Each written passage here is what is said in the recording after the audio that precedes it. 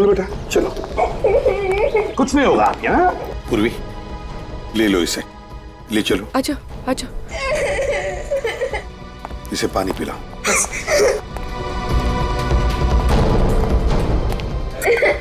नहीं रो मत बेटा, कुछ नहीं होगा। बैठो बैठो बैठो।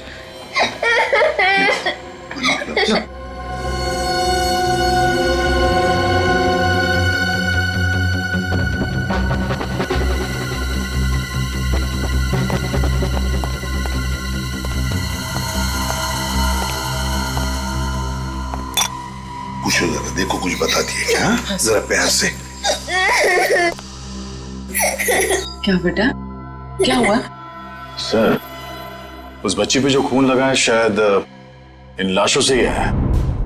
दया, दो लाशें और एक मासूम सी बच्ची, ये चक्कर कुछ और ही है दया, चक्कर कुछ और ही है। बेटा देखो देखो, डरने की कोई बात नहीं है। क्या हुआ बेटा यहाँ पर? अच्छा अब रोना बंद करो। देखो देखो दीदी को देखो देखो। अच्छा वो सब छोड़ो, आपका क्या नाम है? नहीं नहीं ऐसे नहीं रोते बेटा, ऐसे नहीं रोते।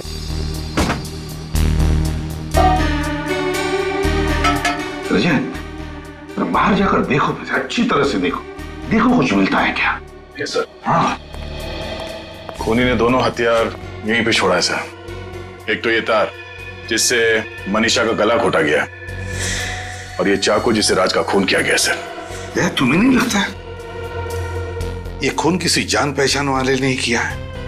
देखो ना कोई सामान बिखरा पड़ा है, ना कोई चीजें टूटी हैं, बस सिर्फ एक पर्दा बाहर जो गिरा है। अच्छा मुझसे बातें करो।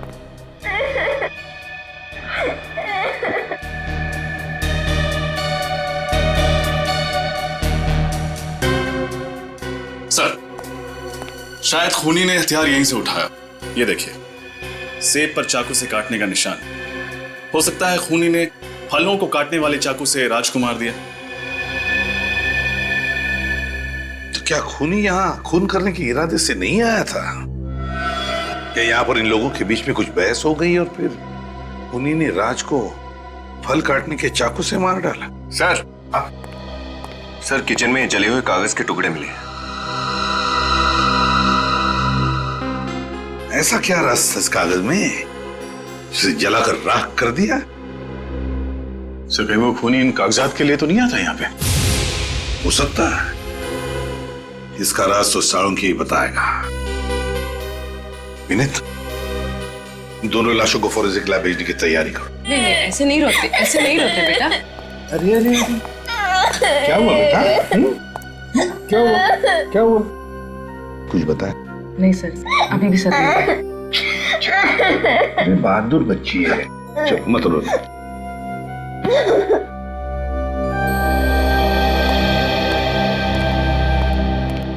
देखिए शायद आप लोगों को पता नहीं होगा, लेकिन राज और मनीषा दोनों के खून हो गए हैं। खून? आप लोग जानते हैं क्या कोई आया था राज के घर में? साहब मैं तो पिछले 2 दिनों से छुट्टी पे था, आज ही काम पे आया हूँ। राज मनीषा की किसी के साथ, यहाँ पर किसी के साथ कोई दुश्मनी थी, कोई झगड़ा वगड़ा? क्या आप लोगों को किसी पर शक है? नहीं सर, वो तो बहुत ही अच्छे स्वभाव के थे, सबसे अच्छे से बात किया करते थे, सबकी मदद किया करते थे। उनका कोई दुश्मन भी नहीं था सर। अगर उनका कोई दुश्मन नहीं होता तो शायद दोनों इस वक्त जिंदा होते हैं। सर बाहर का तो पता नहीं, पर उनकी सोसाइटी में तो किसी से कोई लड़ाई नहीं थी और उनका आपस में भी कोई झगड़ा नहीं था। ये दोनों करते क्या थे, क्या काम करते थे? सर राज तो आर्किटेक्ट था और मनीषा शायद किसी कॉल सेंटर में काम करती थी। ठीक है, अगर जरूरत पड़े तो फिर से आप लोगों को मिलेंगे हम। Thank you. जी सर।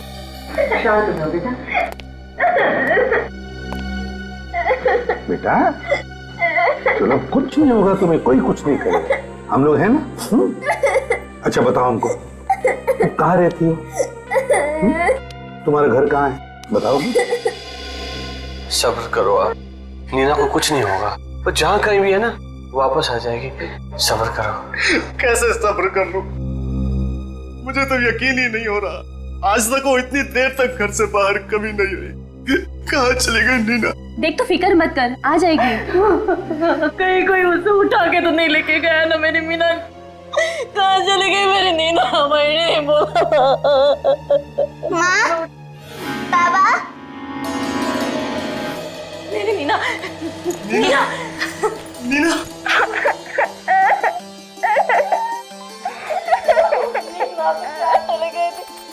कहाँ चले गए थे बेटा? तुझे पता हम लोग कितने परेशान थे तेरे लिए। और कलेजे का टुकड़ा है बेटा। आगे से कभी ऐसा मत करना बेटा, कभी ऐसा मत करना।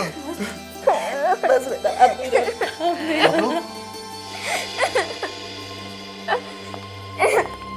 हम लोग सीआईडी से हैं। आप लोगों को मेरी बच्ची कहाँ मिली? हर्ष बिल्डिंग में, फ्लैट नंबर 402। हर्ष बिल्डिंग? वहाँ कैसे पहुँच गई मेरी बेटी? आपको पता है वो फ्लैट किसका है? नहीं, हर्ष बिल्डिंग में हमारा कोई पहचान का नहीं रहता है। उस फ्लैट में 2 खून हुए और आपकी बच्ची भी हमें उसी फ्लैट में मिली। क्या? जी हाँ, उस फ्लैट के बालकनी में ये लटक रही थी और कपड़े खून से लथपथ हैं। आप लोगों को अंदाजा है क्या हुआ होगा? हे भगवान, तू वहाँ कैसे पहुँच गई? बता इन लोगों को कैसे पहुँच गई वहाँ पर?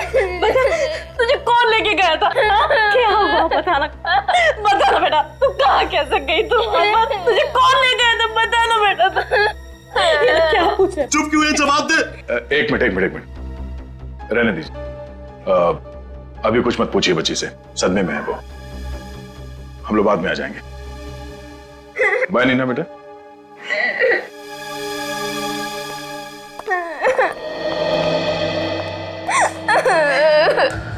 सर, हो सकता है बच्चे के माँ बाप झूठ बोल रहे हो और उन्हीं का कोई हाथ तो राज और मनीषा के खून में।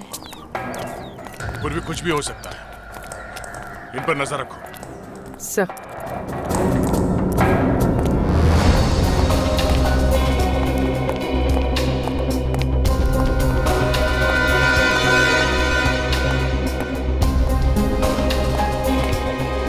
बच्ची मासूम है, ये उसका घर नहीं है। फिर इस हादसे के बीच उसका यहाँ होना। रजत देखो, या तो ये बच्ची राज और मनीषा को जानती थी, या फिर भूल से यहां पर आ गई, या फिर कोई उसे यहां पर जानबूझकर लेकर आया। विनीत, काम करो, अच्छी तरह से ढूंढो, एक एक कोना ढूंढो, कुछ ना कुछ तो जरूर मिलेगा जो हमारे काम का होगा। कैसा? हाँ, मैं भी बाहर देखता हूं।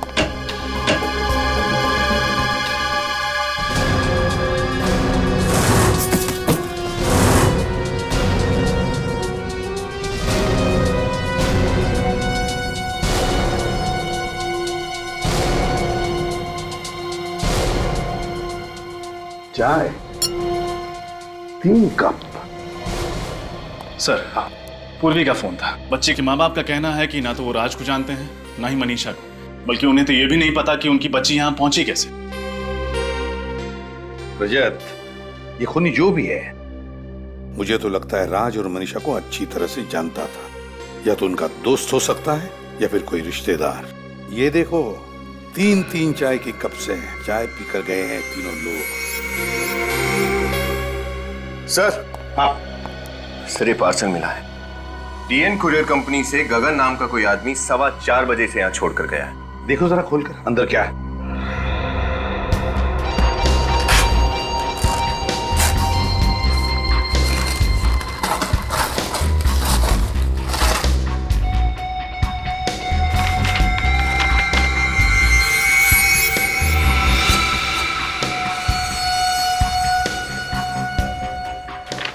Wall clock. जरूर राज ने किसी कंपनी से अपने लिए ऑर्डर किया होगा।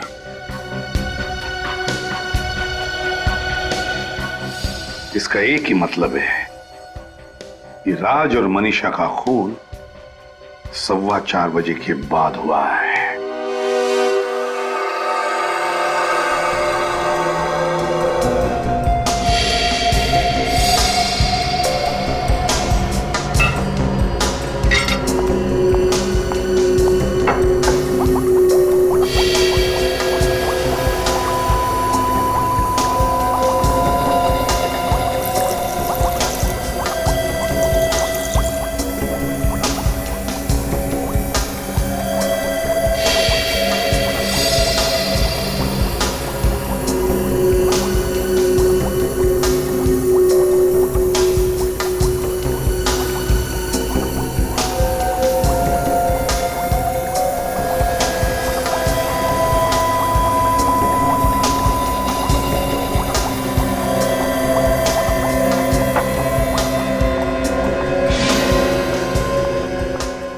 नहीं सर, इस चाकू पे किसी भी उंगलियों के निशान नहीं। हाँ, तभी तो खूनी इतने प्यार से हमारे लिए हथियार छोड़कर गया, क्योंकि वो जानता था कि इस हथियार के जरिए हम उस तक नहीं पहुंच सकते। डॉक्टर साहब, खून कितने बजे हुआ? 4 साढ़े 4 बजे के बीच। 4 साढ़े 4 बजे के बीच? और कुरियर वाला गगन पार्सल देकर गया 4:15 बजे, मतलब तुरंत बाद। सर फिर तो उस कुरियर वाले ने जरूर कुछ ना कुछ देखा होगा। हो सकता है खूनी को पहचान ले। खूनी नहीं, खूनियों को। क्या? खूनियों को? सर मतलब एक से ज्यादा खूनी है? हाँ, आइए।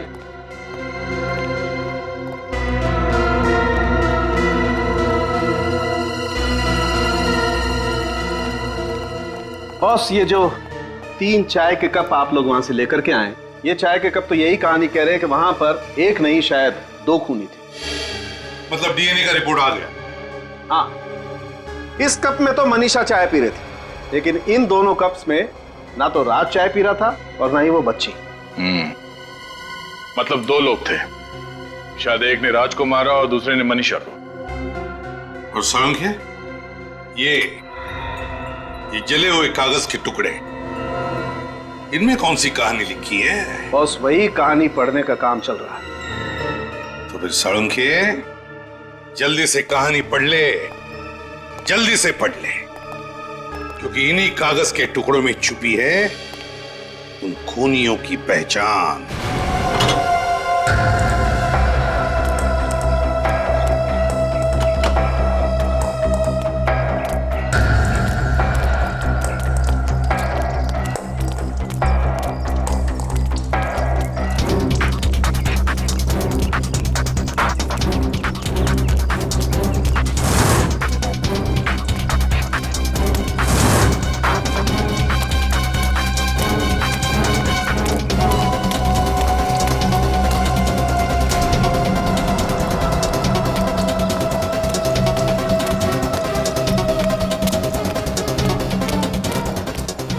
ए मच्छी आली, काय मच्छी मध्ये? अरे हो, बाजूला नाही विकायचं आता। अरे कशी दिली, काय मच्छी सांग ना? पटकन पापलेट आणि सुरमई। कशी दिली पापलेट? 1000 रुपये जोडी। 1000 रुपये काहीतरी कमी कर। अरे फुकट मध्ये? अगं थांब, अगं पैसे घे।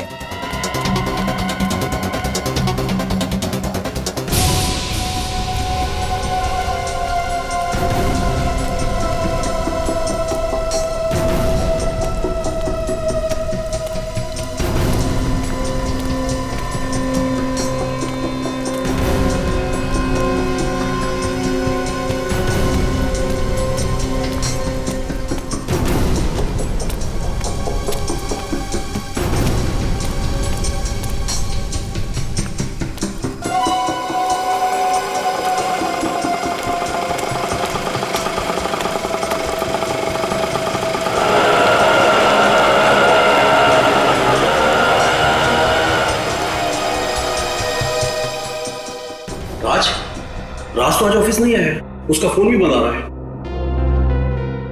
जी, राज का खून हो चुका है। खून? लेकिन राज तो बहुत शरीफ इंसान था, बहुत अच्छा इंसान था, उसका खून? मतलब आपको किसी पर शक नहीं है? दूर दूर तक नहीं है। मुझे तो अब तक यकीन नहीं हो रहा है, उसको कोई क्यों मारेगा? अच्छा, कल जब राज ऑफिस आया था तो उसका बर्ताव कैसा था? क्या वो थोड़ा सा डरा हुआ, कुछ घबराया हुआ था? सर, वो घबराया हुआ तो नहीं था, लेकिन कल वो ऑफिस से घर जल्दी चला गया था। कितने बजे? वैसे तो 7 बजे घर जाता है, लेकिन कल वो 3:30 बजे घर चला गया था। 3:30 बजे? उसने घर जल्दी जाने की वजह बताई? नहीं सर, मैंने पूछना जरूरी नहीं समझा। सर, मैंने सुना था उसे फोन पे बात करते हुए। अच्छा, किससे बात कर रहा था? अपनी बीवी से। कह रहा था कि आज घर जल्दी आएगा, उसे एक सरप्राइज देनी है। राज ऐसा कौन सा सरप्राइज देना चाहता था अपनी वाइफ मनीषा को?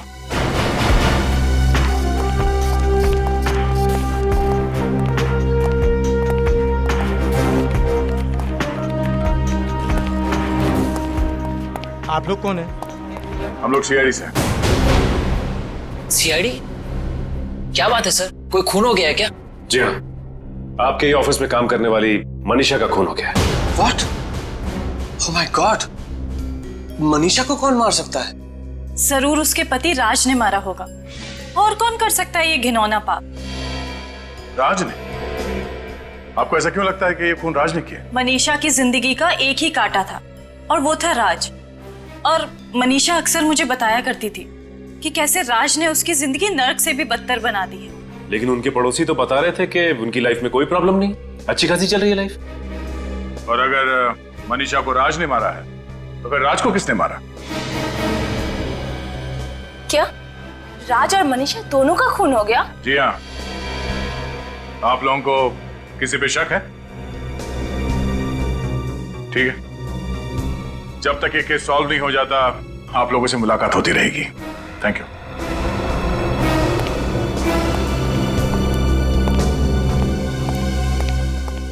फिर कहीं ऐसा तो नहीं कि मनीषा को राज ने मारा और राज को किसी और ने मारा?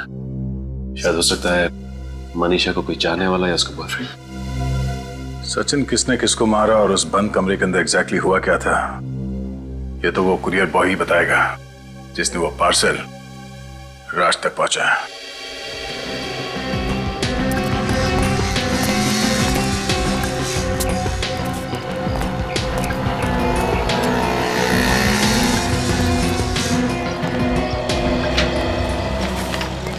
जी कहिए। हम लोग यहाँ इस कुरियर के बारे में कुछ पूछने आए हैं। ये तो अब डिलीवर हो चुका है, फिर अब क्या प्रॉब्लम? प्रॉब्लम ये है कि ये पार्सल जिस आदमी को डिलीवर किया गया है राज, उसका खून हो गया है। क्या आप लोग? हम लोग सीआईडी से। आप जरा इस गगन को बुलाइए जिसने ये पार्सल वहां पे डिलीवर किया था। एक मिनट। गगन, गगन सर क्या हुआ, कुछ प्रॉब्लम है? गगन हम लोग सीआईडी से। सीआईडी? हाँ, जरा ये रिसीट ध्यान से देखो। कल शाम 4:15 बजे तुम हर्ष अपार्टमेंट में गए थे एक पार्सल डिलीवर करने के लिए। हाँ साहब, मगर बात क्या है? गगन जरा सोच के बताओ, जब तुमने वो पार्सल राज को डिलीवर किया उस वक्त उसके घर में कोई और भी था? सर मैंने पार्सल तो उनको उनके घर के बाहर ही दिया था और उस वक्त वो अकेले ही थे।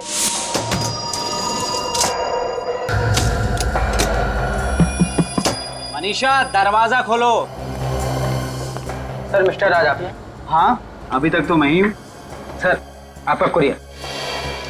थैंक यू सर साहब।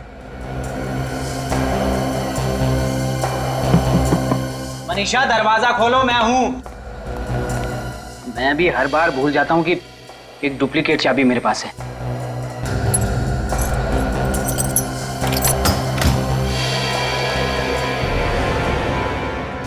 मनीषा, कौन हो तुम लोग? Thank you.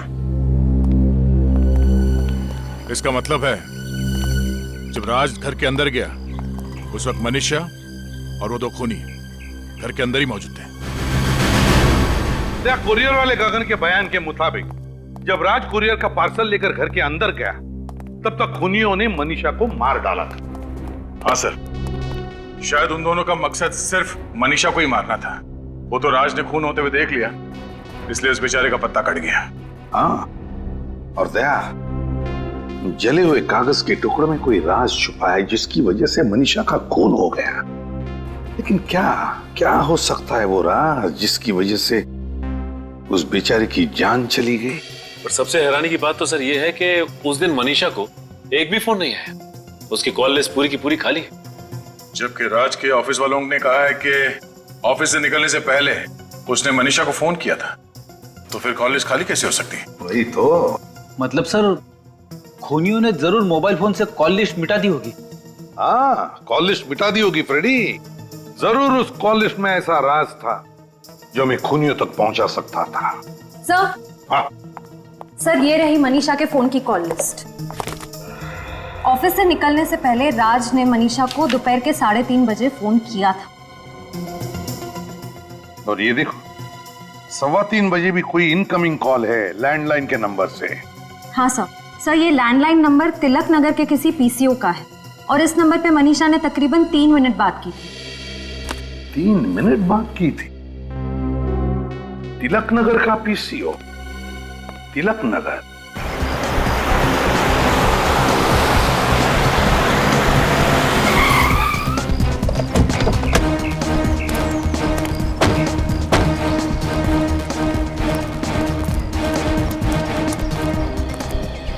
हाँ मेम साहब।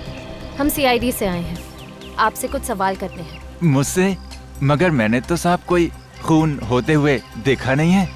मालूम है, लेकिन जो लोग यहाँ पे फोन करते हैं उनको तो देखा होगा आपने। साहब यहाँ तो पता नहीं लोग कितने फोन करने आते हैं, तो आप किसके बारे में पूछ रहे हैं? देखिए, 2 दिन पहले आपके पीसीओ से एक फ़ोन किया गया था, दोपहर के 3:15 बजे। नंबर था 1092893333। क्या आप बता सकते हैं ये फ़ोन किसने किया होगा? मैं तो आज के ग्राहकों की शक्ल पहचान नहीं सकता, तो ये 2 दिन पुरानी बात मैं कहाँ से याद रखूंगा साहब। अच्छा,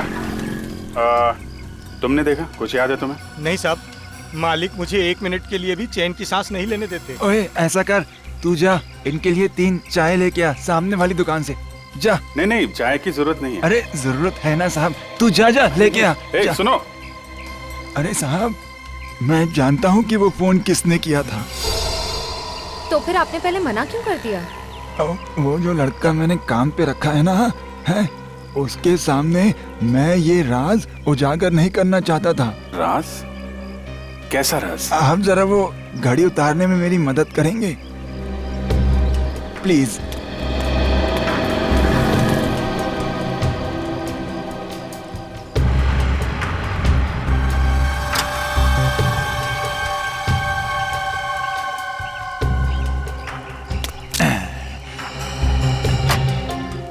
इसे पहचानते हैं? ये क्या है साहब? क्या है ये जासूसी कैमरा है साहब। अच्छा, तो ये जासूसी कैमरा आपने क्यों लगा रखा है? साहब, जो अच्छा दुकानदार होता है ना, वो तो अपनी परछाई पे भी भरोसा नहीं करता, और मैं तो कई घंटों तक दुकान से बाहर रहता हूँ। आप भी बताइए, मैं उस लड़के के ऊपर भरोसा कैसे कर लूँ? बहुत बड़े जासूस हैं आप चाचा। अरे नहीं साहब। अच्छा, 2 दिन पुरानी फुटेज होगी ना इसमें? हाँ बिल्कुल होगी साहब, आप ले जाइए इसे। Thank you very much. Welcome. जिसने मनीषा को फोन किया और उसका खून किया, वो इस कैमरे में कैद है। चलो उसे इस कैमरे से बाहर निकालते हैं। श्रेया, 3:15 बजे से पहले से रिकॉर्डिंग देखना शुरू करते हैं। देखें तो सही, कौन लोग थे जो घुसे थे उस पीसीओ में? सब।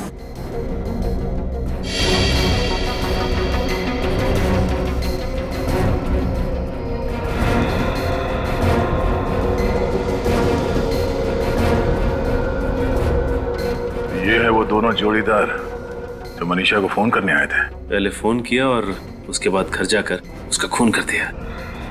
एक ने टोपी पहन रखी है, चेहरा ठीक से दिख नहीं रहा है, दूसरे की तो मूंछें दाढ़ी है। मगर सर, इन दोनों के चेहरे तो दिख ही नहीं रहे, तो फिर हम इन्हें पहचानेंगे कैसे? पहचान लेंगे फ्रेडी, किसी ना किसी तरह से तो पहचान ही लेंगे हम। श्रेया, जूम करो जरा चेहरे पर।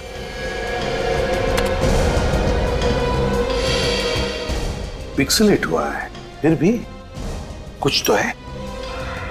फ्रेडी, तू बच्ची को लेकर आओ, नीना को। Yes sir. सर, पता नहीं क्यों मुझे ऐसा लग रहा है कि इस आदमी ने जो कपड़े पहने हैं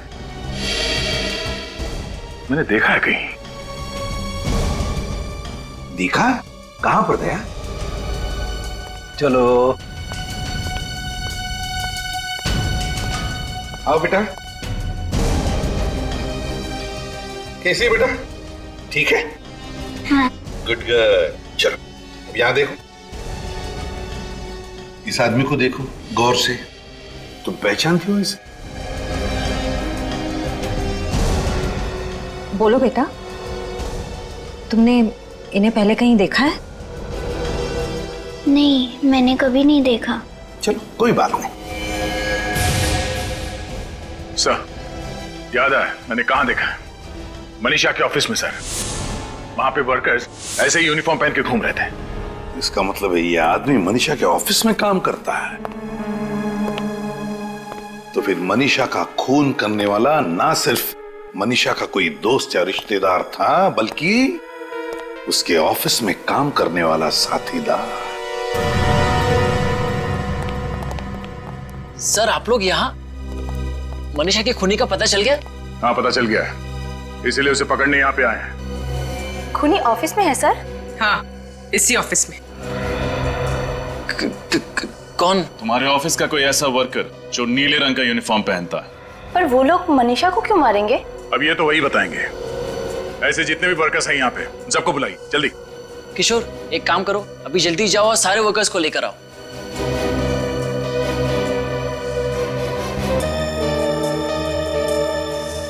ये इतने ही वर्कर्स हैं?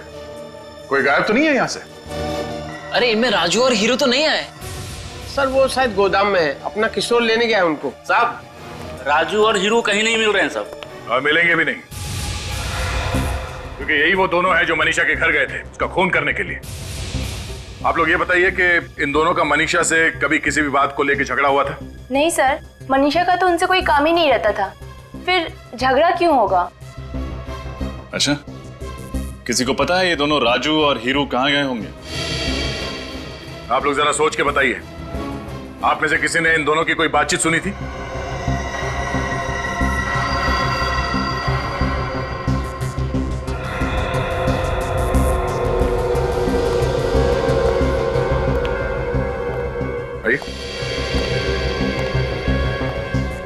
आप कुछ जानते हैं? हाँ? साहब मैं फंस तो नहीं जाऊंगा ना? नहीं, कुछ नहीं होगा। बोलो क्या जानते हो? साहब वो थोड़ी देर पहले मैं बाथरूम की सफाई कर रहा था तो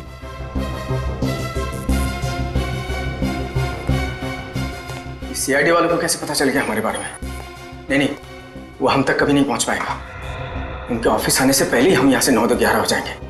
ठीक है, चल।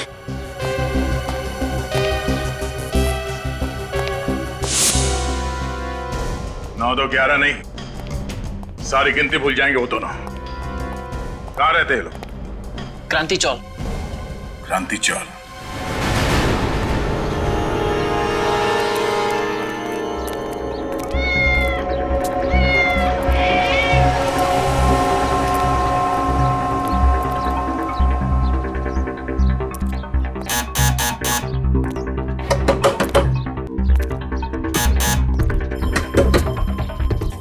दरवाजा नहीं खुल रहा है। कुछ करो ना। क्या सर? दया के दीवाने हो ना, तोड़ दो दरवाजा। सर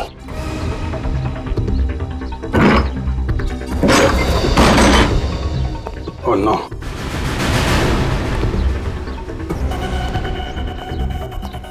किसने किया? कौन था वो? सर तो मर गया। जिंदा, जल्दी से एम्बुलेंस को फोन करो। सर किसने किया? Hello control room. किसने? मैं पटवारी से बोल रहा हूँ, यहाँ पे एक एम्बुलेंस जल्दी से। हाँ सर बोल दिया। क्या फायदा, अब तो इनकी लाशें ले जानी पड़ेंगी। सर लगता है दोनों वही हैं जो पीछे से मनीषा को फोन करने गए थे। हुलिये से तो वही लग रहा है, मगर ये सब इन्होंने किसी के कहने पे किया है। किसके कहने पे सर? उसी का है जिसने इस डर से इन्हें ऊपर पहुंचा दिया कि हम उन तक पहुंच न जाएं। मतलब सर खूनी को हमारे आने के बारे में पहले से पता चल गया था।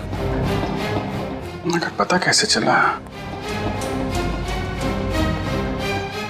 फुटेज देखते समय बाहर की तो वो एक बच्ची थी, नीना। मतलब सर ये नीना उन सबके साथ मिली हुई है? नीना,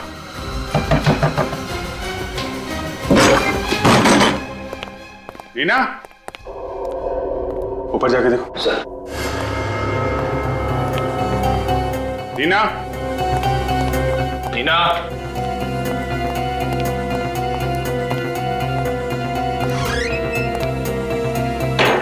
नीना,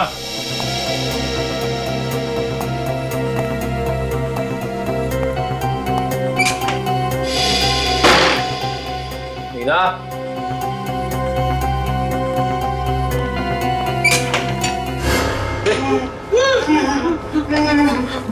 क्या हुआ? सर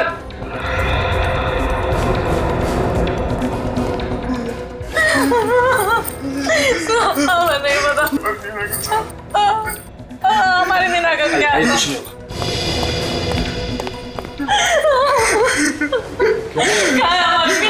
हमारी नीना का है? वो लोग हमारी बेटी को मार डालेंगे। कौन कौन मार देगा?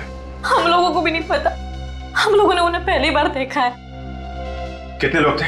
एक आदमी और एक औरत, लगभग 30 साल के आसपास थे साहब। आप लोगों के सामने वो लोग हमारे पड़ोसी होने का नाटक कर रहे थे। तो पहले क्यों नहीं बताया आप लोगों ने? उन्होंने हमको धमकी दी थी कि अगर मुंह खोला तो वो हमारी नीना को जान से मार डालेंगे। अगर आपने सच्चाई पहले बता दी होती तो नीना सुरक्षित होती है। साहब हम लोग डर गए थे, भगवान के लिए हमारी नीना को बचा दीजिए। घबराइए नहीं, कुछ नहीं होगा नीना को।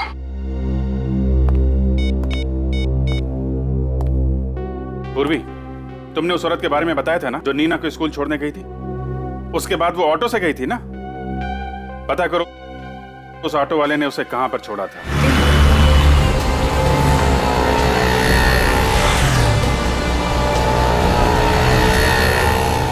भाई साहब, आपने देखा यहाँ पर किसी लड़की को?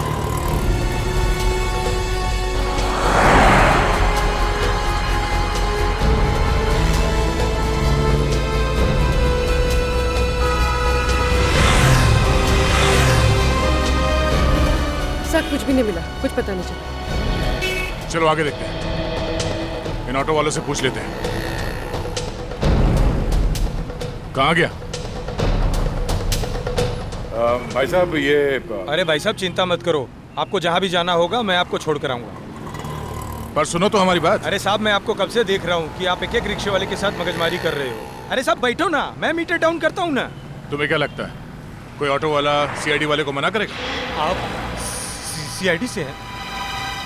जी, और हमें आपसे कुछ सवाल पूछने हैं। पूछिए ना। तुम ये बताओ, कल सुबह 8:45 बजे तुमने किसी औरत को आईएम स्कूल के सामने से लेकर गए थे? वो पटवाड़ी चाल में रहती है औरत। हाँ सर छोड़ा था, लेकिन आपको कैसे पता? ओह, तो तुम ही हो वो। कोई गलती हो गई क्या साहब? नहीं, तुम ये बताओ कि तुम्हें उस औरत के बारे में क्या क्या याद है? जहाँ तक साहब मुझे याद है वो काली कलर की साड़ी पहनी हुई थी और उसके बाल बंधे हुए थे और वो अपने बच्चे को स्कूल छोड़कर मेरे पास आई थी। अच्छा, तुमने उस औरत को कहाँ पे छोड़ा था? सब उस साइड में।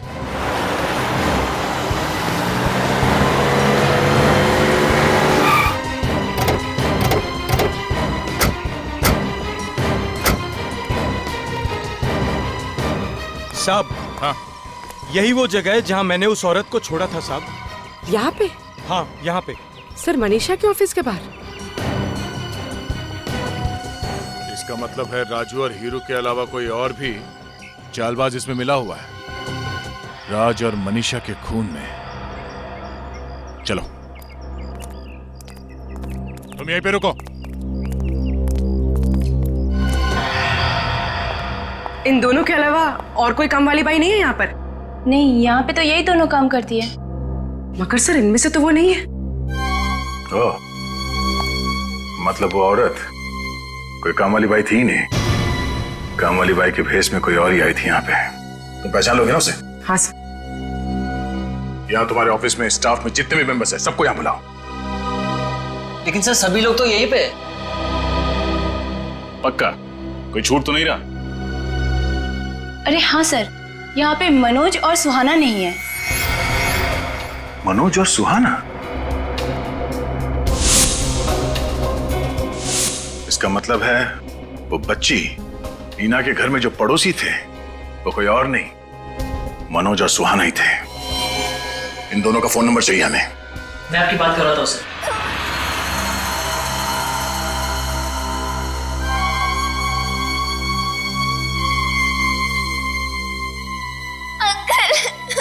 आप ऐसा क्यों कर रहे हैं? मैंने तो आपकी सारी बात मानी है ना। तो एक बात और मान ले, मौत को गले लगा ले। नहीं, मुझे मत मारो, मुझे छोड़ दो प्लीज। तुझे छोड़ देंगे तो सीआईडी वाले हमें फांसी के फंदे पे चढ़ा देंगे। और हम मर जाएं, उससे तो अच्छा है कि तू मर जाए। मैं सीआईडी को कुछ भी नहीं बताऊंगी, मुझे छोड़ दो। भगवान की कसम, मैं उनको कुछ भी नहीं बताऊंगी। अरे तू भगवान का नाम क्यों ले रही है? हाँ, भगवान के पास ही तो पहुंचाने जा रहे हैं हम तुझे। Bye bye Neena.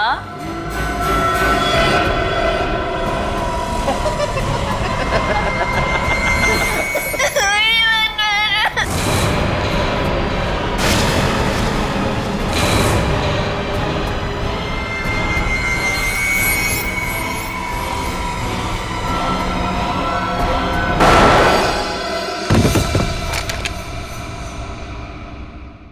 बच्ची पे कन तानता है, हैं? तो तुम लोग यहाँ पहुंच ही क्यों मारा मनीषा को तुम लोगों ने? मनीषा हमारा राज जान गई थी, इसलिए उसे मारना जरूरी था सर। कैसा राज? आपको तो पता है कि हमारी कंपनी कॉल सेंटर के अलावा एसी, कंप्यूटर और टेलीफोन की सर्विसेज भी प्रोवाइड कराती है। कंपनी का बायोडाटा नहीं जानना है, असली बात बताओ। सारे सरकारी दफ्तर हमारी क्लाइंट की लिस्ट में आते हैं सर, इसीलिए दुश्मन देश के कहने पर हम लोग उन गवर्नमेंट ऑफिसेज के एसी शॉट टेलीफोन्स में बग लगाते थे सर, जिससे उन्हें हमारे देश की खुफिया जानकारी मिलती थी और हमें बहुत सारे पैसे। शर्म आनी चाहिए तुम लोगों को। थोड़े से पैसे के लिए तुम लोगों ने देश के साथ गद्दारी की। लेकिन तुम लोग तो सरकारी दफ्तर में नहीं जाते थे, बग कौन लगाता था? राजू और हीरू। हमने उन्हें भी पैसे देके अपनी तरफ कर लिया था। और राज को इसलिए मार दिया क्योंकि उसने तुम दोनों को मनीषा का खून करते हुए देख लिया। हाँ। और ये मासूम बच्ची, इसको वहां पे क्यों भेजा? सर वो मेरी घड़ी वहां छूट गई थी, मैं डर गया कहीं आप लोगों को मेरी घड़ी ना मिल जाए, इसलिए मैंने इसे भेजा था वहां पे वो घड़ी लाने के लिए, लेकिन इसने हमारा सारा प्लान बिगाड़ दिया सर। एक तो गुनाह पे गुनाह करते गए, फिर अपने काले कारनामे छुपाने के लिए इस मासूम को भी उस दलदल में खींच लिया। अंकल, इन्होंने मुझे धमकी दी थी कि अगर मैंने इनका काम नहीं किया तो ये लोग मेरे माँ और बाबा को मार देंगे। कुछ नहीं होगा तुम्हारे माँ बाबा को, हैं? वो लोग बिल्कुल ठीक हैं। देखा ना तुमने, बुराई की हमेशा हार होती है और सच्चाई की जीत। अंकल, तो अब इनका क्या होगा?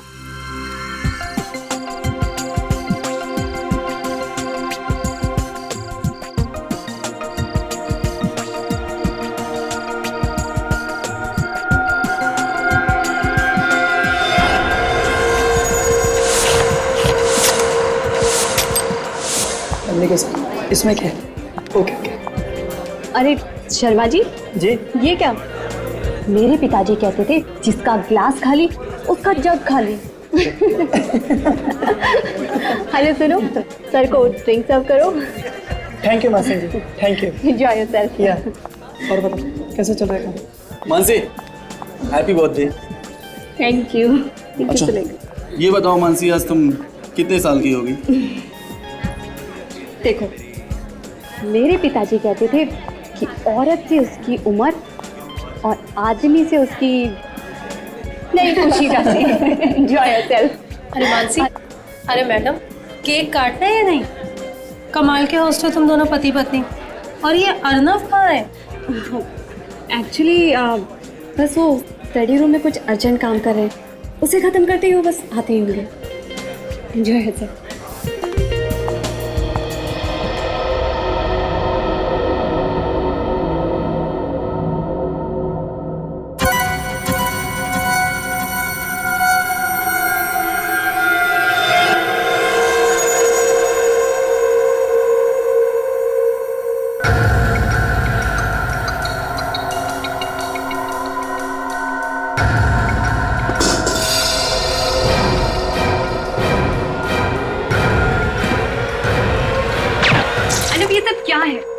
गेस्ट आ चुके हैं, सब आपका वेट कर रहे हैं।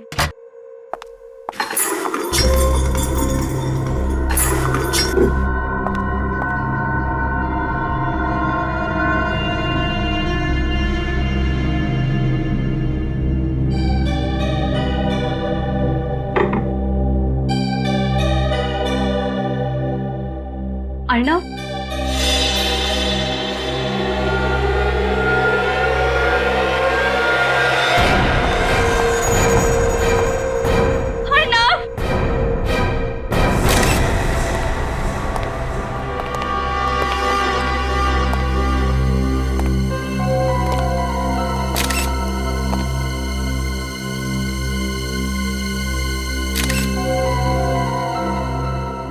पलटाओ इसे।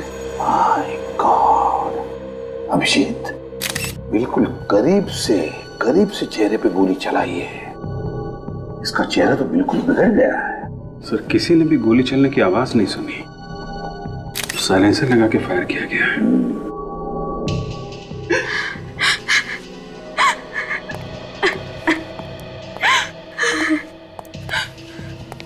मानसी, देखो हमें भी बहुत दुख है तुम्हारे पति की मौत का, लेकिन अगर खूनी तक पहुंचना है तो हमें तुम्हें कुछ सवाल पूछने होंगे और तुम्हें जवाब देना पड़ेगा।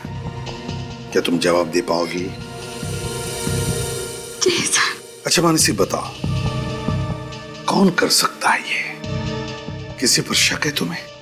नहीं सर, यहाँ तो सब अपने। अच्छा, क्या अर्नव की किसी के साथ कोई दुश्मनी थी? नहीं सर, उसकी किसी से कोई दुश्मनी नहीं थी।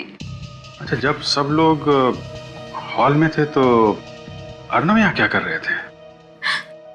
वो मेरे साथ पार्टी में बाहर ही थे, पर अचानक उन्हें कुछ काम याद आ गया और वो यहाँ आ गए। क्या अर्नव इस कमरे में अकेले ही आया था या उसके साथ कोई और भी था, या फिर कोई अर्नव से पहले या अर्नव के बाद में कोई इस कमरे में आया था? कुछ मालूम है तुम्हें? वो तो अकेले ही आए थे, बस मैं उन्हें ढूंढते ढूंढते ही आ गई और मैंने अचानक देखा कि सर। हाँ फ्रेडी, ये देखिए सर, जूतों की निशान यहाँ भी है और यहाँ भी है।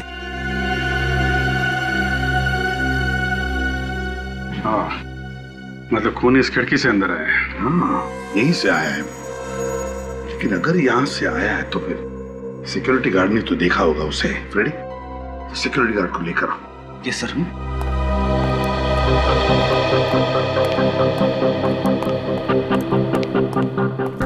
वॉचमैन,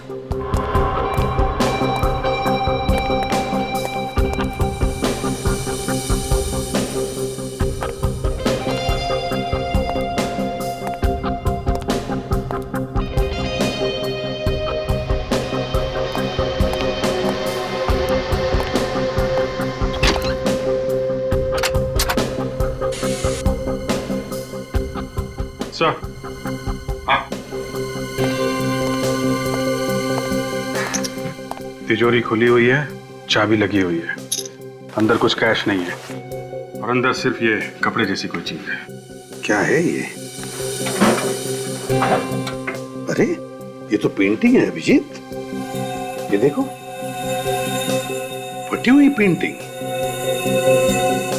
बड़ी अजीब बात है,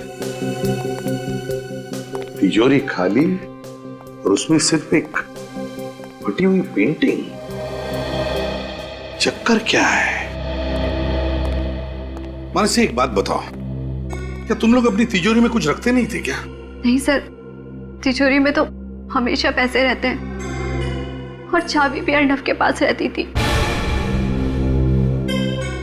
ये खून पैसों के लिए तो नहीं किया है? हो सकता है। अच्छा, इस पेंटिंग को देखो, क्या तुम इस पेंटिंग को पहचानती हो? नहीं सर, पर इस तरह की पेंटिंग खरीदना और बेचना अर्नव का बिजनेस था। अर्नव का बिजनेस था पेंटिंग्स खरीदना और बेचना? तो फिर ये पेंटिंग फटी हुई क्यों है? इस बारे में तो मुझे कुछ नहीं पता सर। सर, ये मोबाइल बाहर पड़ा हुआ था। सर, ये फोन तो अर्नव का है। अर्नव का? देखो जरा। सलाम साहब। बताओ, क्या पार्टी में से किसी को भागते जाते हुए देखा? नहीं साहब, मैं तो सारा दिन गेट पे ही था। अच्छा, कोई दूसरा रास्ता है यहाँ से बाहर जाने का? नहीं साहब, दूसरा तो कोई रास्ता नहीं है यहाँ से बाहर जाने का। ठीक है, जाओ। अगर कोई दूसरा रास्ता नहीं है तो इसका मतलब है ये खूनी यहाँ से भागा नहीं है, बंगले के अंदर ही है, मेहमानों में घुल मिल गया है। बाहर जाओ और एक एक मेहमान की अच्छी तरह से तलाशी लो, देखो कुछ मिलता है क्या। सर, इस फोन से आखिरी कॉल किसी तन्मय को किया गया था, मगर उसका फोन बंद आ रहा है। तन्मय? यस सर, मोबाइल कंपनी वालों को बोल दिया डिटेल्स निकालने के लिए।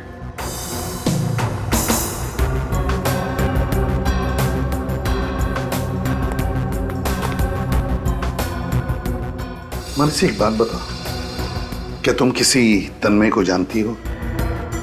नहीं सर, ये नाम तो मैंने पहली बार सुना है।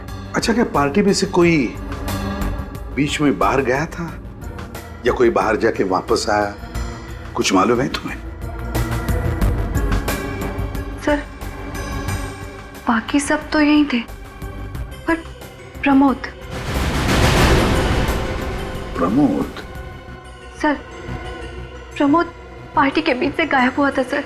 सर किसी के पास कुछ भी नहीं मिला सर। किसी के पास कुछ भी नहीं मिला? ठीक है, काम करो फ्रेडी, जूते के निशान उठाओ। तुम में से प्रमोद कौन है? Yes sir. तुम प्रमोद हो? सर। पार्टी छोड़कर बाहर गए थे कहीं? हाँ। कहाँ गए थे? सर पार्टी के दौरान तो मैं यहीं था, बस थोड़ी देर के लिए वॉशरूम गया था सर। वॉशरूम? 2 दिन पहले अर्नव के साथ झगड़ा हुआ था तुम्हारा? वो झगड़ा नहीं था सर, किसी इन्वेस्टमेंट को लेकर थोड़ी सी बहस हुई थी, इतना सीरियस भी नहीं था सर। सर ये कैटरिंग वाले, इन्होंने किसी आदमी को भागते हुए देखा। अच्छा, कौन था वो आदमी? दिखने में कैसा था? सब मैं ध्यान से देख नहीं पाया था, अंधेरा काफी था, बट चेहरे पे गॉगल्स लगाया हुआ था, टोपी पहना हुआ था, एंड करीबन इतना लंबा होगा, मुझसे थोड़ा सा लंबा। अभिजीत चलो चलो, इतनी छानबीन करने के बाद कुछ तो हाथ लगा। काम करो फ्रेडी, इसे लेकर जाओ और इससे स्केच बनवाओ, और फिर वो तिजोरी की चाबी, वो पेंटिंग, जूते के निशान और जगह जगह से उठाए गए उंगलियों के निशान, सब के सब जल्दी से जल्दी फोरेंसिक लैब भेज दो। भूखा बैठा है उधर साड़ून के।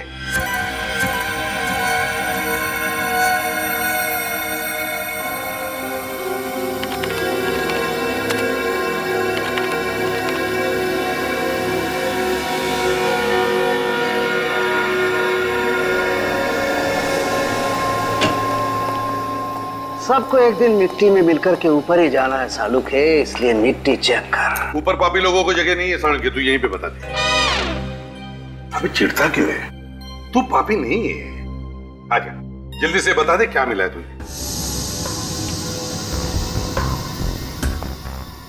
अर्नव के कमरे में पाए गए फुटप्रिंट में से जो आप मिट्टी उठा करके लाए हैं, उस मिट्टी में से मुझे 4 चीजें मिली हैं। 4 चीजें? कौन सी? घास फूस, डाबर, ईंट का चूरा और चौक। और इस मिट्टी का केमिकल एनालिसिस तारिका कर रही है, अगर कोई केमिकल होगा तो पता चल जाएगा। डाबर, घास फूस, ईंट का चूरा और चौक। अगर चौक है तो मैं बता सकता हूँ कि खूनी कहाँ से आया होगा। कहाँ से? स्कूल से आया होगा। मेरे टीचर चौक का इस्तेमाल ब्लैक बोर्ड पे लिखने के लिए करते थे सर। रेडी, अरे अभी तो स्कूल से बाहर निकलो, दिमाग खराब कर देते हो। डाबर, घास फूस, ईंट का चूरा और चौक, ये चारों चीजें एक साथ कहां पर मिल सकती है? सर बारिश की वजह से इन दिनों घास फूस तो हर जगह उगी हुई है। हाँ विनीत, मगर सिर्फ घास फूस ही नहीं ना, डाबर, ईंट का चूरा और चौक और घास फूस, यार ये चारों चीजें एक साथ किसी कंस्ट्रक्शन साइट पर मिल सकती है या फिर किसी फैक्ट्री में। और फैक्ट्री भी ऐसी जो बंद पड़ी है। हाँ, बंद फैक्ट्री। सर विसोला इलाके में काफी सारी बंद फैक्ट्रीज हैं। विसोला तो बहुत बड़ा इलाका है सर, तो वहां पे बहुत सारी फैक्ट्रीज है, तो हमें पता कैसे चलेगा कि कौन सी फैक्ट्री में जाना है? वो फैक्ट्री जिसमें ग्लिसरॉल का इस्तेमाल किया जाता है। ग्लिसरॉल? हाँ, इस मिट्टी में मुझे ग्लिसरॉल के मॉलिक्यूल्स भी मिले हैं। ग्लिसरॉल के मॉलिक्यूल? सारुण का ग्लिसरॉल तो प्रिजर्वेटिव है, खाने पीने की चीजों में इस्तेमाल किया जाता है, जैसे कि वेफर चिप्स है, चॉकलेट्स है।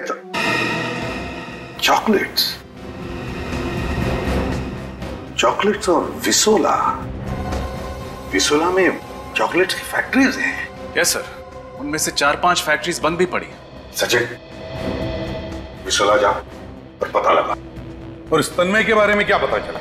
सर उसका मोबाइल अभी बंद ही है। तन्मय को क्या लगता है मोबाइल बंद रखने से सीआईडी वालों को पता नहीं चलेगा कि वो कहां पर है? उसके घर परिवार दोस्तों से पता लगा उसके बारे में।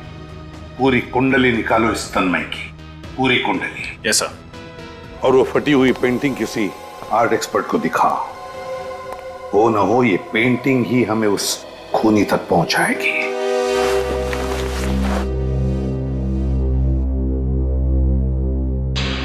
अरे ये तो बड़ी मशहूर पेंटिंग है, रवि ने बनाई थी।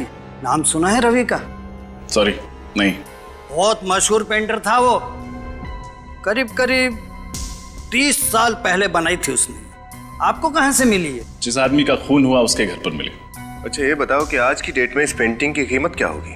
आज की डेट में करीब करीब 50 लाख तो होगी ही होगी। 50 लाख? हाँ। किसका खून हुआ है? अर्नब नाम का एक आर्ट कलेक्टर था, उसी के घर से ये मिली। यही पेंटिंग्स वगैरह बेचने का बिजनेस था उसका।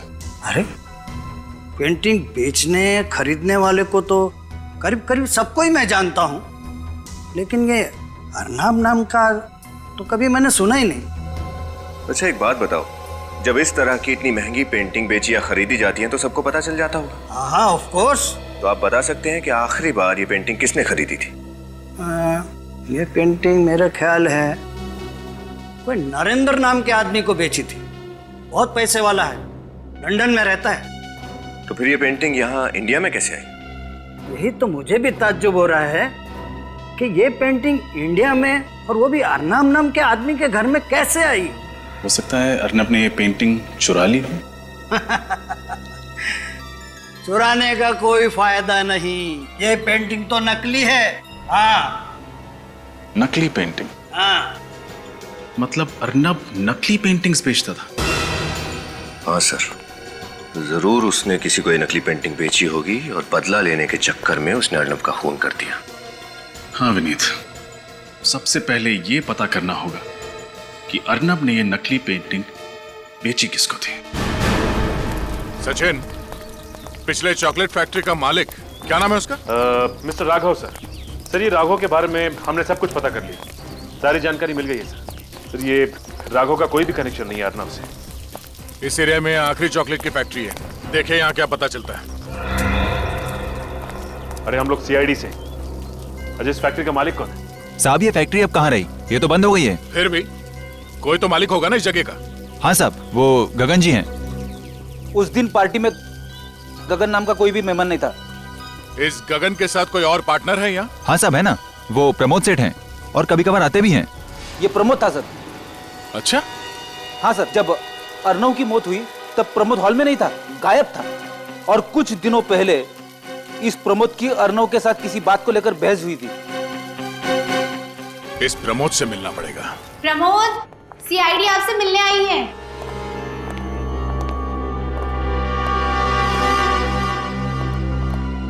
हमें आपसे कुछ पूछना है। देखिए मुझे जो बताना था मैंने बता दिया है। आप लोग बार बार मुझे परेशान क्यों कर रहे हैं? सीआईडी किसी को परेशान नहीं करती, परेशानी का हल निकालती है। जो कुछ आपसे पूछा जाए चुपचाप सीधे सीधे उसके जवाब दीजिए मिस्टर प्रमोद, समझे? पूछिए। रेडी? घर की तलाशी लो। ओके। 1 मिनट, मैंने आपसे कहा हमारे काम में दखल अंदाजी मत कीजिए, वरना आप वाकई परेशानी में पड़ सकते हैं। वैसे प्रमोद जी, आप कह रहे थे कि आप पहले वॉशरूम में गए, उसके बाद वहां से चलकर हॉल में आए जहां पे पार्टी चल रही थी। मतलब आप स्टडी रूम में गए ही नहीं, है ना? नहीं। पक्का? पक्का। तो फिर आपके फुटप्रिंट्स स्टडी रूम में कैसे पाए गए? फुटप्रिंट्स? हाँ फुटप्रिंट्स, पैरों के निशान स्टडी रूम में कैसे? सर कमरे में से ये गन और ब्रीफकेस मिली है, और ब्रीफकेस में से पैसे। क्या कहना मिस्टर प्रमोद, क्या है ये सब? सर मैं मानता हूं कि मैंने झूठ बोला।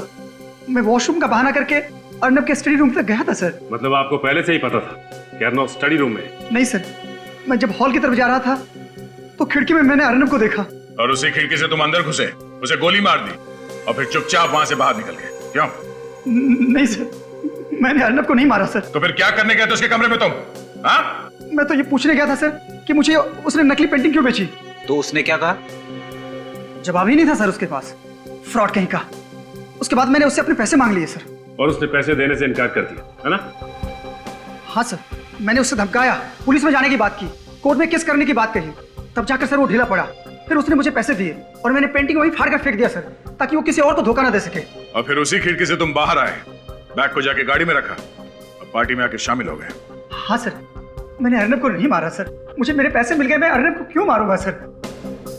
इस अर्नब ने किसी और के साथ भी ऐसा ही फ्रॉड किया था? हाँ सर, फ्रॉड किया होगा, वो तो फ्रॉड ही था।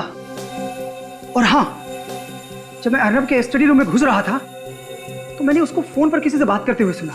तुम जानती नहीं हो मैं कौन हूं। मैं चाहूं तो तुम्हें किसी भी वक्त बर्बाद कर सकता हूं। इसलिए भलाई इसी में है कि तुम मुझे ब्लैकमेल करना बंद कर दो, समझी तुम? तुम्हारी कही हुई बात सच निकली तो तुम बच भी सकते हो, अगर झूठ है तो तुम्हें सीआईडी से कोई नहीं बचा सकता। सचिन, रिवॉल्वर को बैलिस्टिक में भेज दो। सर। आमिर, क्या रिपोर्ट है बैलिस्टिक का? सर, अर्नव को जो गोली लगी है वो प्रमोद की गन से नहीं चली। अच्छा सर, हो सकता है खूनी कोई और हो जो प्रमोद के कमरे से बाहर जाने के बाद कमरे के अंदर गया, उसने अर्नब को मारा और फिर पार्टी में शामिल हो गया। पार्टी में जो गेस्ट आए थे उनकी सारी डिटेल्स तो मंगवाए हैं ना? Yes sir. सर, किसी पर शक की कोई गुंजाइश नहीं है सिवाय तन्मय के। तन्मय खटक रहा है मुझे। इस तन्मय के मोबाइल फोन से उसके घर का पता चला? हाँ सर, मोबाइल कंपनी ने जो एड्रेस दिया था हम वहाँ गए भी थे, लेकिन वहाँ तन्मय नाम का कोई आदमी नहीं रहता। गलत एड्रेस, चालाकी कर रहा है। वो केटरिंग वाला लड़का भी कह रहा था ना कि उसने किसी को वहां से भागते हुए देखा। सर, कहीं ये आदमी तन्मय तो नहीं? ये तन्मय ही है, तन्मय ही है। वो ऐसे होगा कि जिस तरह से अर्नब ने प्रमोद को नकली पेंटिंग बेचकर फंसा दिया, उसी तरह से उसने तन्मय को भी नकली पेंटिंग बेचा। लेकिन जब प्रमोद को पता चला तो प्रमोद ने अपने पैसे उससे वापस लिए। लेकिन जब तन्मय अर्नब से पैसे वापस लेने गया तब अर्नब के पास पैसे ही नहीं थे। बस गुस्से में आकर तन्मय ने अर्नब को गोली मार दी। हाँ सर, उसका तो धंधा ही था सबको फंसाने का। और सर, ये प्रमोद कह रहा था कि जब वो अर्नव के कमरे में घुस रहा था तो उसने अर्नव को किसी से फोन पे झगड़ते हुए सुना। झगड़ते हुए? किसके साथ? सर, वो एक लड़की है, उसका नाम शीला है, उसका एड्रेस है हमारे पास। शीला? अच्छा, तो शीला से जाकर मिलो और उससे अच्छी तरह से पूछताछ करो, अच्छी तरह से। ये शीला ही हमें बताएगी कि ये तन्मय है कौन। शीला? शीला? शीला? शीला? सर,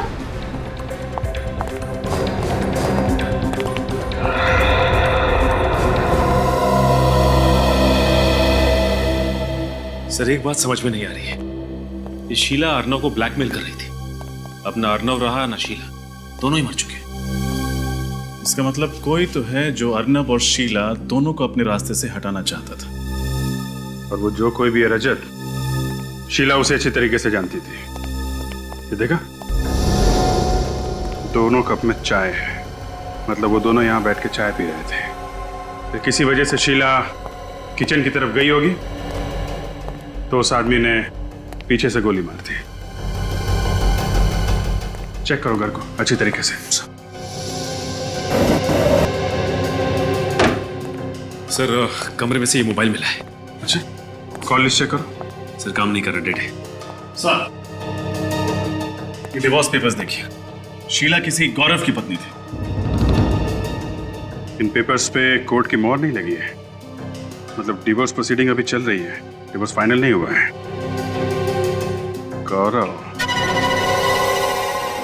कहीं शीला की मौत में इस गौरव का तो हाथ नहीं? मिस्टर गौरव,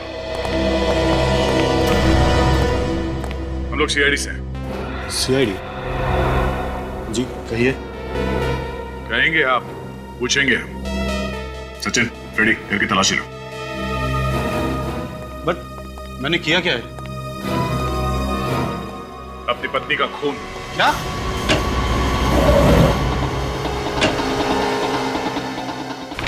आपको लगता है कि शीला का खून मैंने किया है तो आप अपना समय बर्बाद कर रहे हैं।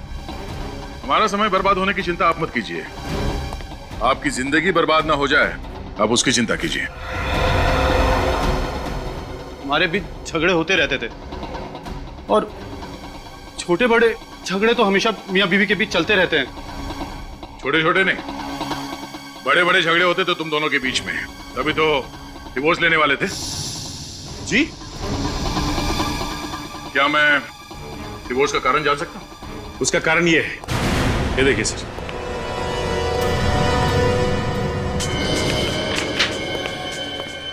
Dear Sheela from Sumit, love letters, love cards, ये सब क्या है गौरव जी? शीला का किसी और से अफेयर था, वो किसी और से प्यार करती थी। और हर पति को जिस तरह नाराजगी होती है, तुम्हें भी हुई, बल्कि तुम्हें नाराजगी नहीं हुई, तुम इस बात को बर्दाश्त नहीं कर पाए और तुमने शीला का खून कर दिया। ये बात सच नहीं। शुरू में मुझे नाराजगी हुई थी, फिर मैंने सोचा कि जब हमारी बनती नहीं तो साथ रहकर क्या फायदा। तो फिर ये कार्ड्स और लेटर्स कहां से आए? ये उस वक्त के हैं जब शीला का न्यू अफेयर हुआ था, तब वो यहीं रहती थी। कल रात कहां थे? कोलकाता। अभी 2 घंटे पहले की फ्लाइट से वापस आया हूँ। अगर आप चाहें तो मेरा बोर्डिंग पास और टिकट चेक कर सकते हैं। हम बाद में देख लेंगे। पहले ये बताइए कि क्या आप जानते थे कि आपकी पत्नी शीला अर्नव को जानती थी? अर्नव? ये नाम तो मैंने पहले कभी नहीं सुना। अच्छा, ये सुमित, इसका नाम तो सुना होगा, क्या जानते हैं आप इसके बारे में? सच कहूं, सुमित कौन था, कहां से आया, क्या करता था, मुझे कुछ नहीं पता। बट एक बात मैंने उसकी नोटिस की थी, वो 1 नंबर का फ्रॉड आदमी था। वो कैसे? सर, शीला से हमेशा झूठे झूठे वादे करता था कि हम अमेरिका में सेटल हो जाएंगे, अमेरिका में मेरा बिजनेस है, ये वो वगैरह वगैरह। बट मुझे कभी यकीन नहीं होता था। अमेरिका तो छोड़िए सर, उसके पास तो अमृतसर तक जाने के पैसे नहीं होते थे। वो तो शीला से हमेशा पैसे उधार लेता था।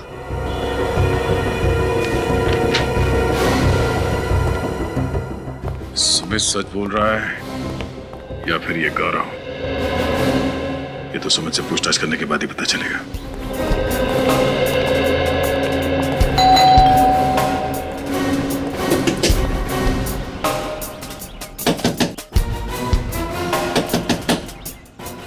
क्या बात है, कोई दरवाजा नहीं खुला? एक काम करो, तोड़ दो। यश, मुझे सुमित, हम सीआईडी से, तुमसे कुछ पूछताछ करनी है। मैं सुमित नहीं हूँ, मैं संजय हूँ, सुमित का रूममेट। सुमित से मिल सकते हैं? होता तो मिलवा देता। मतलब? मैडम, वो 1 घंटा पहले अपना सामान लेकर यहाँ से चला गया, तो कैसे मिलवाऊं? सचिन शेर, तलाशी लो। तलाशी क्यों? चुपचाप खड़े रहो। इधर। सुमित किधर गया तुम्हें पता? मैं सुमित का रूममेट हूँ, गार्डियन नहीं। मुझे बता के नहीं गया। उसने कभी शीला नाम की लड़की के बारे में तुम्हें बताया? उसका अफेयर चल रहा है शीला के साथ, बट एक्चुअली उसे शीला में इंटरेस्ट नहीं है, उसकी दौलत में इंटरेस्ट। तो उसका कोई फोटो दिखा? Sorry, no photos. सुमित घर में नहीं है, लगता सारा सामान लेके निकल गया। सुमित दिखता कैसा, उसका हुलिया बता। सुमित एवरेज हाइट, मोस्टली वो क्लीन शेवन रहता है, अच्छे बच्चे की तरह। उसके छोटे छोटे ब्राउन बाल हैं और गले पर एक गहरा निशान है। ऐसे सर, फॉरेंसिक रिपोर्ट के मुताबिक शीला को जो गोली मारी गई वो .35 कैलिबर की है। क्या? शीला को .35 कैलिबर की गोली मारी गई? शीला को .35 कैलिबर की गोली और अर्नब को .45 कैलिबर की। तो क्या इन दोनों के खून 2 अलग अलग गन से हुए हैं? सर, हो सकता है दोनों के कातिल ही अलग अलग हो। रजत, ये भी तो हो सकता है कि कातिल एक और गन्स अलग अलग हो। बहुत बड़ा कंफ्यूजन है सर। एक तरफ अर्नव शीला को धमका रहा है कि वो उसे कंफ्यूज। रेडी, एक मिनट, जरा सोच ले दो। शीला के टेलीफोन की डिटेल जांचिए। हाँ सर, आखिर में शीला ने सुमित से बात की थी, पर सर चौंका देने वाली बात यह है कि सुमित का नंबर और तन्मय का नंबर एक ही है। मतलब सुमित और तन्मय एक ही आदमी है? ऐसा कैसे हो सकता है? अर्नव के घर पे केटरर ने जो तन्मय का हुलिया बताया था और सुमित के दोस्त ने जो सुमित का हुलिया बताया था, दोनों में जमीन आसमान का अंतर है। ये अर्नव और शीला के बीच में क्या कनेक्शन हो सकता है? सवाल तो बहुत है विनीत, लेकिन इसका जवाब वो तन्मय ही दे सकता है। तन्मय। सर एक और बात, पिछले 24 घंटों में शीला को 15 कॉल किए गए विजय नाम के किसी आदमी ने। पिछले 24 घंटों में शीला को 15 कॉल्स किए किसी विजय नाम के आदमी ने। तो फिर इस विजय का पता लगा, उठा उसे। हो सकता है ये तन्मय का तीसरा रूप हो।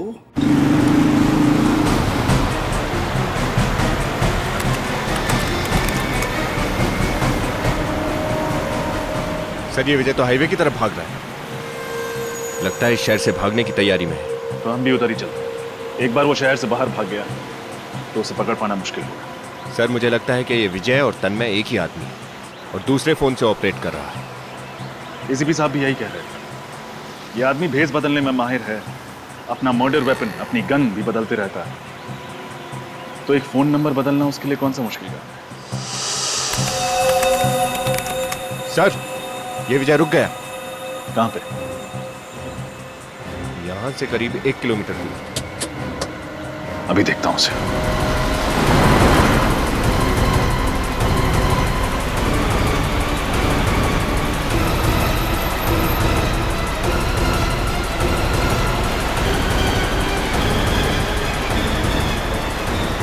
हो रही गाड़ी।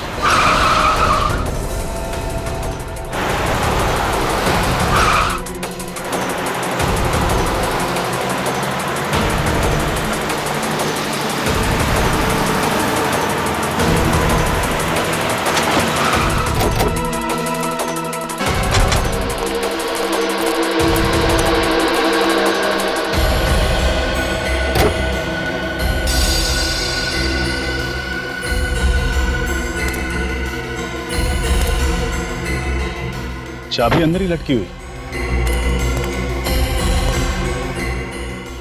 कोई आदमी नहीं।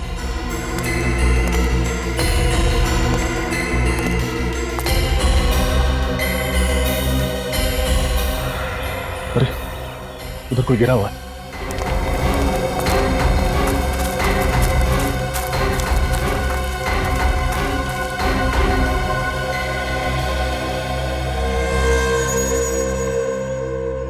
गोली लगी है सर। तो अभी किसी ने गोली मारी। सर तो जिंदा है। पहले इसको हॉस्पिटल पहुंचाते। कहीं ये विजय तो नहीं? जी। अच्छा जी, थैंक यू सर। विजय की हालत बहुत खराब है, उसके बचने की उम्मीद कम है। भगवान करे बेचारा बच जाए। अच्छा फोरेंसिक रिपोर्ट आ गया? आ गई, फॉरेंसिक रिपोर्ट आ गई बॉस। ये है वो गोली जिससे विजय को मारा गया, .22 कैलिबर की। पहले .45, उसके बाद में .35 और अब .22 कैलिबर की गोली। मतलब इस आदमी के पास हर तरह के गन्स हैं। और वो अलग अलग मेकअप करके भी घूमता है सर। हर आदमी ऐसा मेकअप नहीं कर सकता जब तक उसे मेकअप के बारे में जानकारी ना हो। सर हो सकता है कोई आर्टिस्ट हो, स्टेज पे काम करता हो, या फिर कोई मेकअप आर्टिस्ट। बॉस मुझे एक बात और पता चली है। तो इतनी देर से चुप क्यों बैठा सालू के? अरे यार थोड़ा नम्रता से काम लेना चाहिए अगर कोई मदद करे तो। हमेशा घोड़े पर सवार रहना ठीक नहीं है। अच्छा तू बता, जल्दी बता चल। विजय के कपड़ों पर से मुझे एक बाल मिला है जो विजय का नहीं। खूनी का होगा? डीएनए किया बाल का? नहीं यार तो फिर फटाफट कर सालू के, हमारे पास वक्त नहीं है और हमारे रिकॉर्ड में भी मैच करके देखो। Okay okay. रजत, ये विजय और शीला, मुझे लगता है इन दोनों के बीच में कोई ना कोई कनेक्शन है, कोई ना कोई कनेक्शन है। इनके फोन रिकॉर्ड चेक किए? Yes sir. हाँ, लेकिन विजय और शीला के बीच में दूर दूर तक कोई कनेक्शन नहीं। सर। हाँ सर विजय के बारे में काफी कुछ पता चल गया। क्या पता चला? वो ब्राज एसोसिएट्स में काम करता था और वहां के मालिक का नाम दीपक है। ब्राज एसोसिएट्स, मालिक का नाम दीपक? व्हाट? गोली मार दी? वो मर गया? मरा नहीं है, जिंदा है, हॉस्पिटल में है। मुझे मालूम है ये सब कौन कर सकता है। कौन? तन्मय। तन्मय? ये तन्मय आपके यहाँ काम करता है ना? हमारे यहाँ कहां से, भाग गया यहाँ से। मेरा पार्टनर हुआ करता था, मुझसे चीटिंग करके मेरे ही पैसे खा गया। तन्मय ने पैसे आपके खाए, ये विजय कहां से बीच में आ गया? उसकी क्या दुश्मनी थी तन्मय से? सर मैंने विजय को तन्मय के पीछे लगाया था पैसों की वसूली करने के लिए। अच्छा ये बताइए, विजय शीला को कैसे जानता था? सर इसी बीच उसने अपना नाम बदलकर तन्मय से सुमित कर लिया और विजय को पता चल गया कि शीला से उसका अफेयर चल रहा है, बस तब से उसे जानता होगा। सर सच सच बताइए दीपक जी, बात क्या है? सर विजय ने शीला को फोन करके बताया कि ये सुमित नहीं, असल में तन्मय है। तन्मय दिखता कैसा है? मैं आपको उसका फोटो दिखाता हूँ सर। ये रहा सर। ये तन्मय है। एसीपी सर को फौरन इन्फॉर्म करना पड़ेगा। तन्मय की फोटो तो हमारे हाथ लगी, लेकिन उसके बारे में और कोई जानकारी मिली? नहीं सर, अब तक कोई जानकारी नहीं। सर हाँ, ये देखिए उस बहरूपीय तन्मय का एक और रूप। सर ये तो सुमित के रूममेट संजय की तरह दिख रहा है। एक मिनट, ये कोई सुमित का रूममेट संजय नहीं, ये तन्मय है, तन्मय। नहीं, काम करो, इसका स्किन कलर थोड़ा डार्क करो।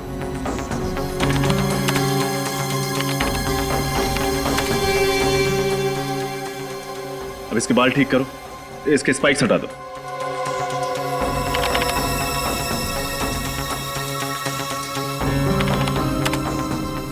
हाँ, इसकी आईब्रोज थोड़ी मोटी। अब इसको एक मूंछ दे दो। ये देखिए सर, अब ये हूबहू अर्नब की पार्टी की केटरिंग वाला लग रहा। हाँ, तो इसका मतलब जब पार्टी में मर्डर हुआ उस वक्त तन्मय पार्टी में मौजूद था? हाँ, पार्टी में ही था। केटरिंग वाला बनकर उसने हमें तब भी गुमराह किया, ये कहकर कि उसने किसी को भागते हुए देखा है। सर शीला को मारने की तन्मय के पास ठोस वजह थी, लेकिन उसने अर्नब को क्यों मारा ये समझ में नहीं आ रहा। क्या वजह हो सकती है? विनीत, जरा अर्नब की फोटो निकालो, दिखाओ जरा।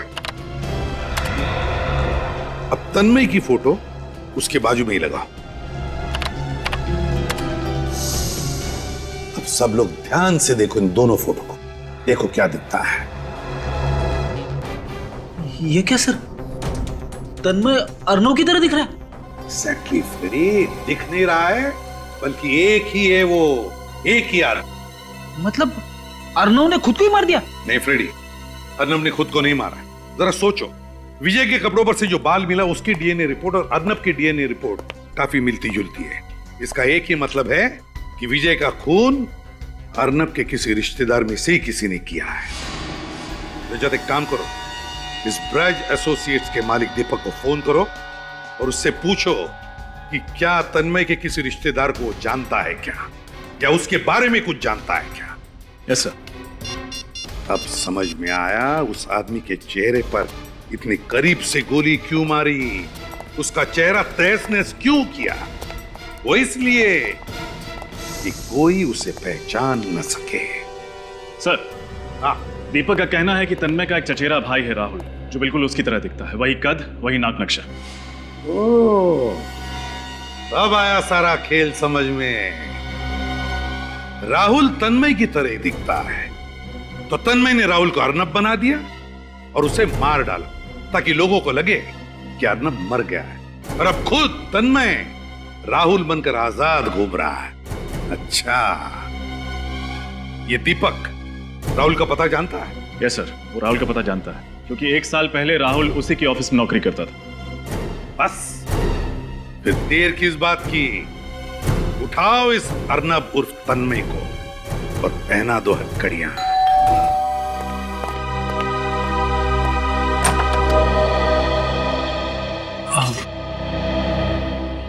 जी किससे मिलना आपको? हम लोग सीआईडी से हैं। आप मिस्टर तन्मय? जी नहीं, मैं तो राहुल हूँ।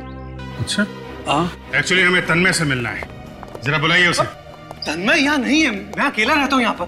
देखिए, हमें पक्की इंफॉर्मेशन मिली है, इस वक्त तन्मय यहीं पे है। आपको मेरी बात पे यकीन नहीं ना? आप घर की तलाशी ले सकते हैं। अच्छा, कह रहे हैं तो तलाशी ले लो, इंफॉर्मेशन तो यही है हमारे पास। लेकिन तन्मय ने किया क्या? दरअसल उसने 2 लोगों का खून और एक आदमी पर जानलेवा हमला किया। अरे अरे, घर का चप्पा चप्पा छान मारा। लेकिन तन्मय नहीं मिला। नहीं सर, कहीं नहीं मिला। माफ कीजिएगा, शायद इंफॉर्मेशन गलत थी, आपको परेशान किया, वेरी सॉरी। ओके, चलो भाई।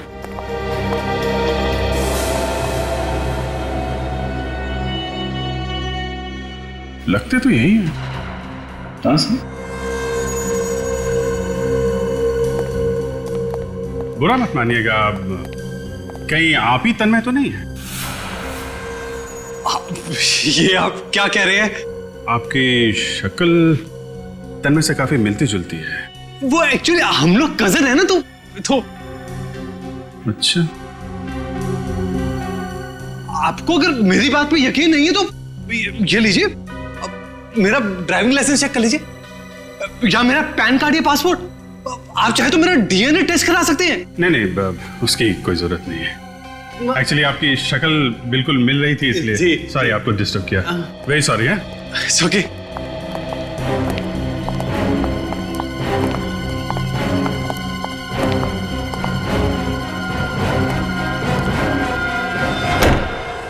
हमें पक्की खबर मिली है कि तन्मय यहीं पर ही है।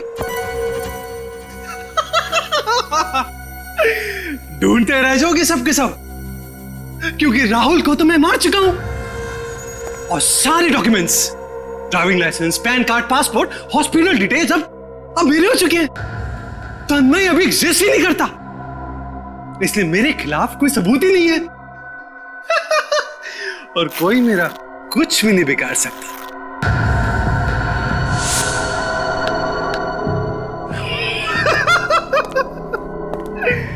रूप बदलने में मैं माहिर हूं, और सीआईडी को पता नहीं चलेगा कि मैं कौन से रूप में कब था। मैं हूं कॉन मैन, और सीआईडी यही सोचती रह जाएगी कि वो कौन सा मैन था। मिस्टर कॉन मैन, वो मैन कौन था हमने पता लगा लिया है। तन्मय जी उर्फ अर्नव उर्फ राहुल उर्फ संजय उर्फ सुमित उर्फ कैटरिंग वाले।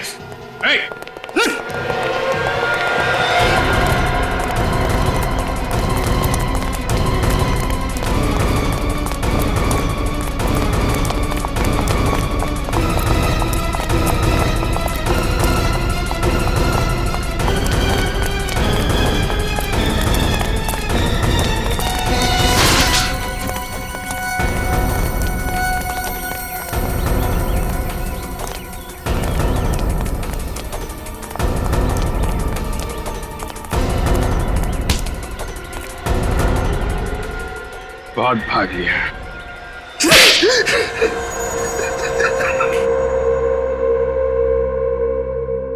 तन्मय से अर्नब क्यों बने तुम? दौलत के लिए,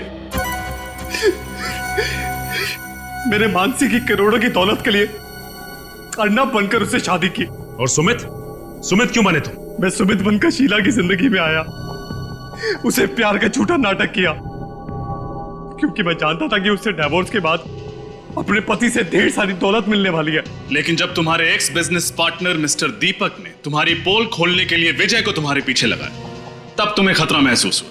हाँ, विजय को पता लग गया था कि मैं ही अर्नब हूं। उसने शीला को फोन करके मेरी धोरी जिंदगी के बारे में बताया। अर्नब का मरना अभी जरूरी था, और मैंने खुद अपनी ही मौत का प्लान बनाया। और उसके लिए तुमने अपने भाई राहुल को बलि का बकरा बनाया, जो हूबहू तुम्हारी तरह दिखता था। उसकी लाश को अर्नव बना के वहां रख दिया। हाँ, मेरे पास कोई और चारा नहीं था। और बड़ी ही चालाकी से केटरिंग वाले बनकर उस पार्टी से भाग गए। और सुमित का रूममेट संजय बनकर तुमने हमें फिर से झांसा दिया। हाँ, मुजरिम चाहे कितने ही भेष बदल ले, कानून उसके चेहरे से नकाब उतार ही लेता है। दौलत के लालच में तुम खून पे खून करते गए, अपने भाई तक को नहीं छोड़ा। तुम्हें तो फांसी ही होगी। इस तरह के और भी एपिसोड देखने के लिए हमारे चैनल को सब्सक्राइब करें और बेल आइकन दबाना ना भूलें।